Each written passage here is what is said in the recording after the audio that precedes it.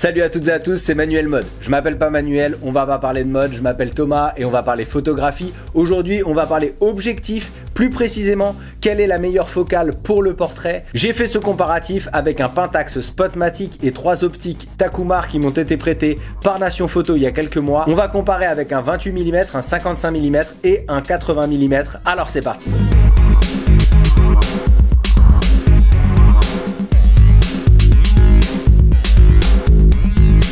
En portrait, un des choix les plus difficiles, c'est quel objectif choisir. En numérique ou en argentique, j'aurais tendance à me diriger vers une focale fixe, donc qui ne zoome pas, parce que puisque vous êtes dans un contexte de shooting, vous aurez tout le temps de changer votre objectif, vous n'avez pas besoin d'être polyvalent comme dans l'événementiel avec un zoom. Le choix de votre objectif dépend de ce que vous voulez transmettre dans votre portrait et en fonction du style de shooting, vous vous dirigerez soit vers du grand angle, soit vers du 80 mm. Aujourd'hui, on va comparer les différentes valeurs focales et ce que ça implique pour vous au moment du shooting. On parlera ici objectif d'appareil réflexe 35 mm et je vais pas comparer différentes marques, juste les différentes valeurs focales. Si vous débutez et que vous n'êtes pas encore parti et que vous comprenez pas la différence entre les objectifs, retenez une chose. Les millimètres sur l'objectif vous donnent l'info de si l'objectif est grand angle ou zoom. Plus le chiffre est bas, plus l'angle sera grand et plus le chiffre est haut, plus vous serez zoomé. Donc avec un 16 mm, vous avez un objectif grand angle et avec un 200 mm, vous avez un téléobjectif. Aujourd'hui, on a 3 objectifs Takumar, on a un 28 mm f3.5, on a aussi un 55 mm f1.8 qui va nous servir d'objectif de référence. Et pour terminer, un 80 mm f1.8 qui est de toute beauté. Je suis allé faire des photos avec Anissa dans Paris en chargeant une Lomo 400 dans l'appareil. Pour que vous vous rendiez compte, dans un premier temps, je suis resté à la même distance du modèle en changeant les objectifs pour que vous voyez la différence d'un objectif à l'autre. Comme référence, j'ai pris le 55 mm parce que c'est un équivalent au 50 mm qui est l'objectif le plus répandu et que je conseille si vous débutez parce que c'est un objectif très polyvalent. C'est à partir de cette valeur-là qu'on va comparer les deux autres objectifs.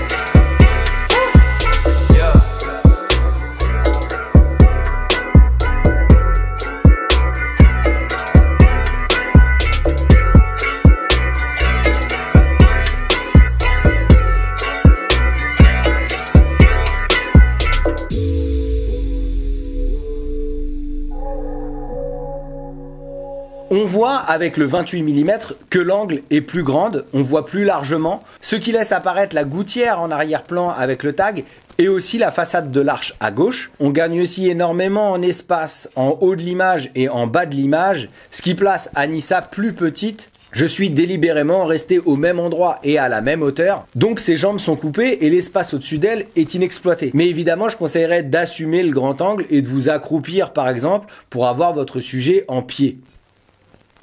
Si je prends le 80 mm, on voit tout de suite la différence. On est beaucoup plus près d'Anissa alors que j'ai pas bougé et on n'a quasi pas d'espace en dehors du sujet.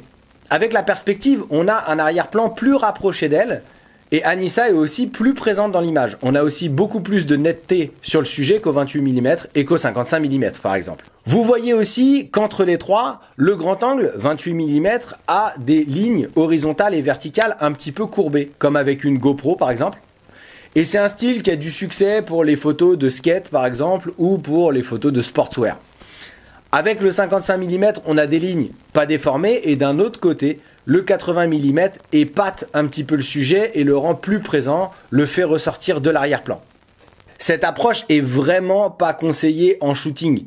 Évitez de rester au même endroit à juste changer d'objectif. Là, c'est pour la démonstration. Évidemment, le but, c'est de cadrer ce que vous voulez en fonction de l'objectif que vous avez. C'est pour ça qu'ensuite, j'ai voulu cadrer les mêmes choses avec les 3 objectifs, ce qui m'a poussé à m'avancer ou à reculer pour avoir les mêmes composants dans l'image.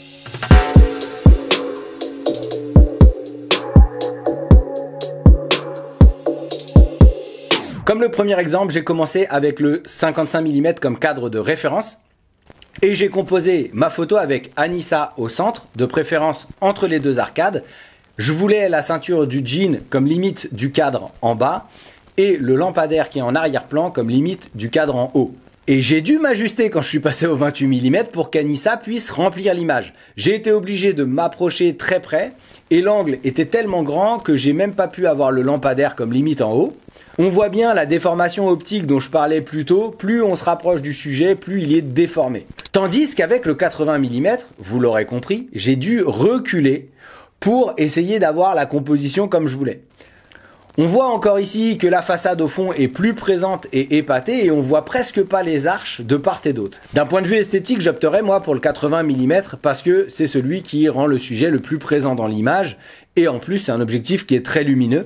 Mais peut-être que c'est pas forcément le plus simple en temps de shooting parce que vous serez amené à être assez loin de votre modèle et c'est difficile pour les indications et la communication. Mais bon, à ce moment, ce serait peut-être pas mal avec le masque et tout. J'étais pas là aujourd'hui pour vous dire quel objectif prendre, mais pour vous montrer les différences entre ces trois valeurs et vous permettre de choisir l'objectif qui vous convient le mieux.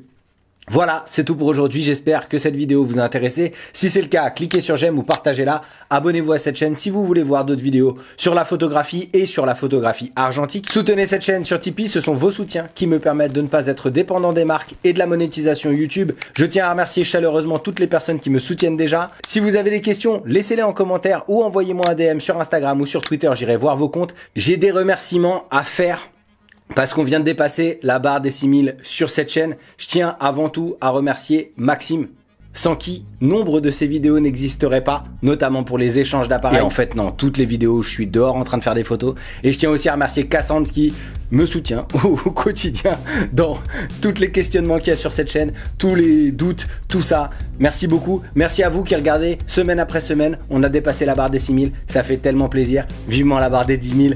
D'ici la prochaine vidéo, faites encore plus de photos. Allez, ciao!